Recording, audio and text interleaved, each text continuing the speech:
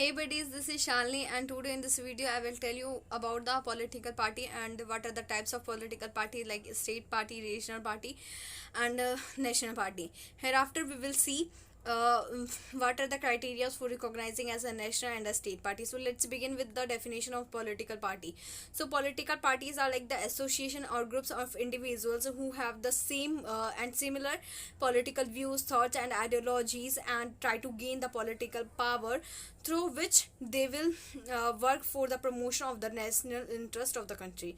And some popular political parties like Bharatiya Janata Party, Congress Party, Communist Party of India, Communist Party of India, Marxist, and Jammu and Kashmir National Conference. Now, classification of parties in India. So there are mainly three types of political parties like national party, state party and regional party. So national parties are like BJP, Congress and CPI, CPIM, and state parties like Aam Aadmi Party, All India Anna Dravid Munnetra Kashagam, All India United Democratic Front and Indian Union Muslim League. And regional party, so guys, firstly regional parties are those parties whose base, whose platform and all the issues and everything is regionalist. They work for the they try to work for the welfare of the region, a particular region. So some region parties are like Telangana Rashtra Samiti, Telugu Desham Party, Manipur People's Party, All India Tribune Congress and Biju Janata Dal. Now, what are the conditions for recognition as a national and a state party? So, firstly, we will see what are the conditions for national party. So, first condition is that if it secures 6% of valid votes polled in any four or more states at a general election to the Lok Sabha or to the Legislative Assembly, and in addition, it wins four seats in the Lok Sabha from any state or state.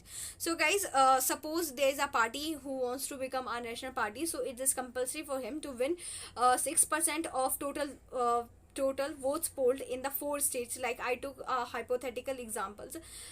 So it is an example of Assam, Gujarat, Goa and Punjab. So suppose the total amount of votes polled in Gujarat is 600 and in Assam 500 and in Goa 300 and Punjab 800 votes. So 6% of these votes are 36 seats in Gujarat. Means the party have been if party wants to become national party, so it has to win 36 seats in Gujarat, 30 seats in Assam and 18 seats in Goa and 48 seats in Punjab. Then it will become a national party. And in addition, it wins 4 seats in the Lok Sabha from any state or states. So suppose if party wins 2 seats in Gujarat, 2 seats from Gujarat and 2 seats from Goa, then it will become national party. So second condition is that if it wins 2% of the seat in the Lok Sabha at a general election and these candidates are elected from three states. So if it wins 2% of seats, so suppose total number of votes polled in the election of Lok Sabha is 1200 and 2% of 1200 is 24 seats. So if any party wins 24 seats, then it will not enough. It is compulsory for him to, means the candidates will come from Gujarat, Andhra Pradesh and Uttar Pradesh. Means it is compulsory that these candidates will elect from three states. And the last condition is that if it is recognized as a state party in four states. So suppose there is a party and if it is a state party in four states like Bihar, Kerala, Tamil Nadu and Punjab, so it will automatically become a national party. So now let's move to a state party. What are the conditions for recognizing as a state party? So first condition is that if it secures 6% of the valid votes polled in the state at a general election to the Legislative Assembly of the state concerned. So suppose there is a election of a state assembly and the total number of votes polled is 2000. Like this is example of Uttar Pradesh, and 6% of 2000 is 120 seats. So if any party wins 120 seats, then it will become a state party. But in addition, it wins 2 seats in the assembly of the state concerned. So if it wins 2 seats in the assembly, then it will become a state party. Now second condition is that if it secures 6% of the valid votes polled in the state at a general election to the Lok Sabha from the state concerned. And so suppose there is an election of Lok Sabha and any party I took the example of Maharashtra. So total number of votes polled in the Maharashtra is 2000, and if any party wins 6% of 2000, means 120 seats from Maharashtra, then it will become a state party. But in addition, it has to win one seat in the Lok Sabha. Now, third condition is that if it secures 3% of seats in the Legislative Assembly at a general election to the Legislative Assembly of the state concerned, or 3 seats in the assembly, whichever is more. So suppose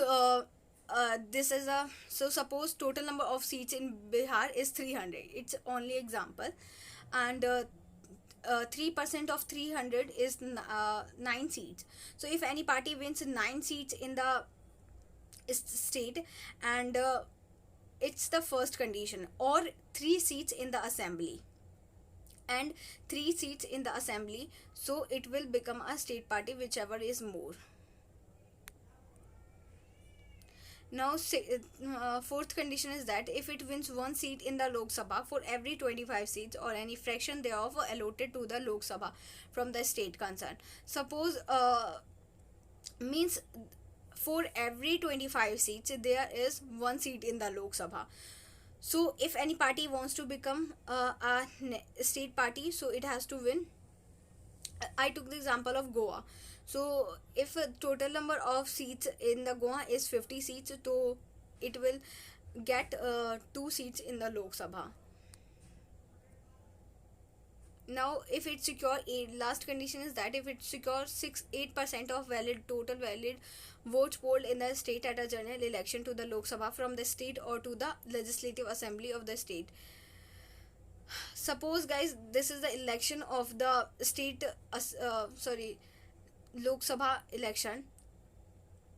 So if any party wants to become a state party, like this is the example of Uttar Pradesh. So if any party wins total number of votes polled in the Uttar Pradesh is 2000 votes, and if it wins 8% of 2000, like 160 votes, so if it will then it will automatically become a state party. The condition was added in 2011. That's it. Thank you.